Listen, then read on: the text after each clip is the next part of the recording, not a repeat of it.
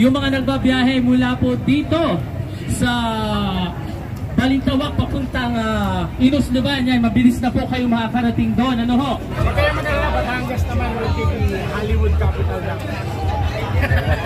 Yun ang gagawin natin.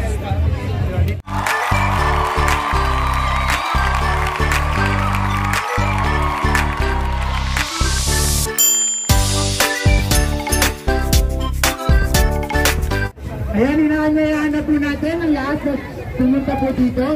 Lahat po ng press dito po sa aking kanan. Ayan, natahat po ng kaliwa pala ninyo. Kanan po, sir. Yan, kanan po.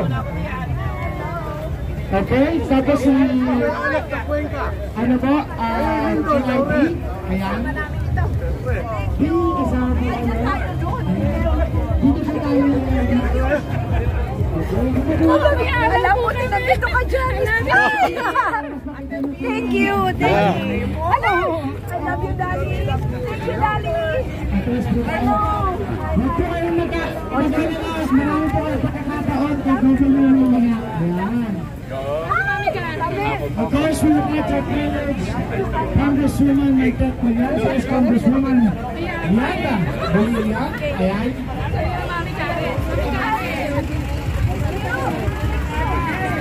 Ayan. Atras mo tayo ng konti. Ayan. Atras mo tayo. Atras. Atras. Ayan. Sila Mary po. Sila Mary. Sukang. Ayan. Sukang ka Mary. Konting. Ayan. Ayan po. Isa na po yung atras. Lana po lalagpas sa link. Atras po tayo. Ayan, of course.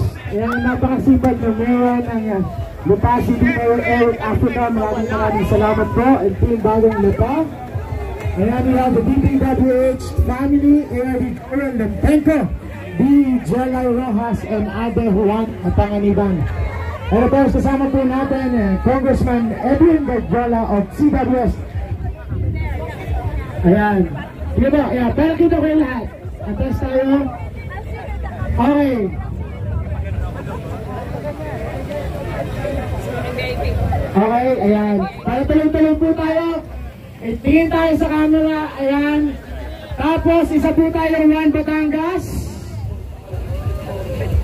Ayan. Of course, isang malaking approved para po sa proyektong Manila-Batangas Bypass Road. Ngayon po ay kompleto na ang Section 1, Section 2, and Section 3. Kasama ang magiging ama ng lalawigan ng Batangas, Vice Governor Luis Lucky Manzano. And of course, kasama ang kanyang may bahay, Ma'am Jessie Menzola Manzano.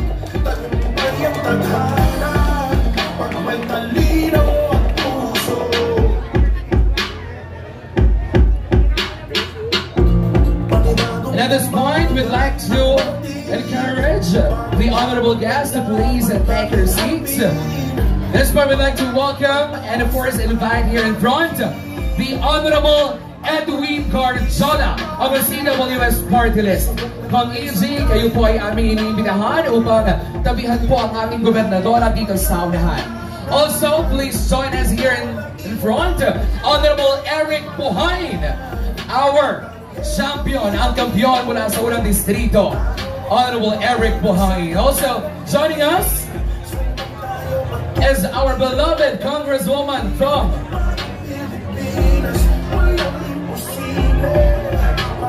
joining us is Honorable Attorney Keith Colliantes. Please join them. We'd like to invite as well here in front Congressman Caloy Bolilla.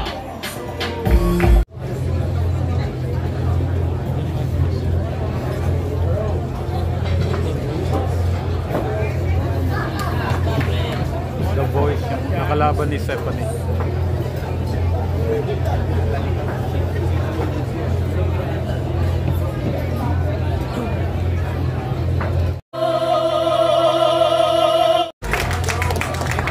What a beautiful way to kick off the program. Thank you so much, Lucas Garcia, Nina, Sheila, Monica, and April Joy. Maraming salamat. Ito ay binababa ng pamilyang Recto sa pamumuna ng ating pong Congressman Secretary Senator Ralph Recto. Ang kaunlaran po ng lungsod ng Lipa ay hindi po makakamit kung hindi po sa pagtutulungan ng national and local government. So, maraming salamat, especially itong Barako Fest na talagang nagbibigay po ng kasiyahan, hindi lamang sa mga tagalungsod ng Lipa, manapay sa buong lalawigan ng Batangas. Ang lahat, una po sa ating pong ibabalik sa Kapitolyo po kay Governor Vilma Santos Recto. Palakpakan naman po natin. Of course, ang kanya pong magiging kasangga doon po sa Sangguniang Panlalawigan, Vice Governor Luis Pampaswerte Lucky Manzano,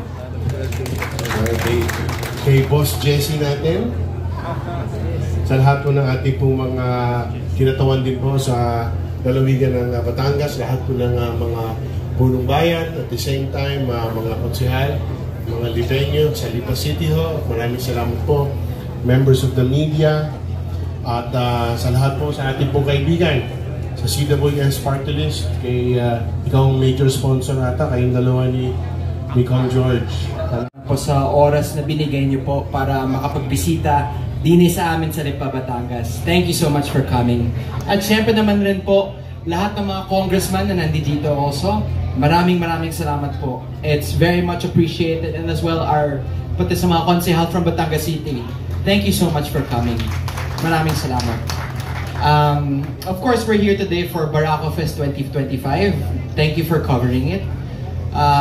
Yung Barako Fest po, unang-una, sadya po pinagmamalaki ho namin itong festival na to kasi first and foremost, di na nagtitipon-tipon po yung mga iba't ibang bayan.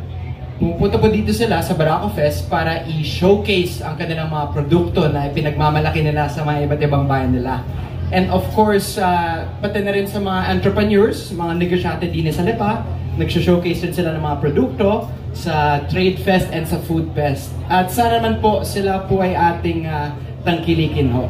At pangalawa naman po, of course, marami rin pong mga ganap din sa Barako Fest for all the festival goers.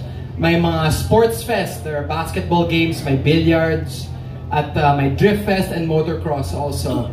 And may mga contests and games rin as well. And maraming salamat Kong George for the Ankies donating, and Kong EG, salamat po for donating all the cars. Thank you for that.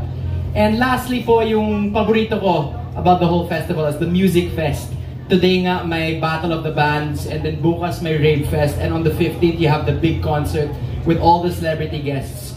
And I'm very looking forward to that. At yun lang po. Sa totoo lang po, the whole Barako Fest team worked very hard for this. You have Brian and the whole company, and in support po with Mayor Eric Africa, as well as with the whole Bagong Lipa team. At ang gusto lang ho namin ay makatulong at magpasaya ng mga tao. At kaya maraming salamat po sa pagdalo, and hope to see you guys around the festival. Thank you. At gusto ko na rin po batiyan ng mga kapitan. Maraming salamat sa pagpunta today. And kita-kita mo tayo din sa festival grounds. And that's it lang po. Thank you very much for coming. Maraming salamat. God bless. Ingat po kayo sa pag-uwi. Thank you. Maraming salamat po, Congressman Ryan Christian Recto. And first question natin ay manggagaling sa Philippine Star.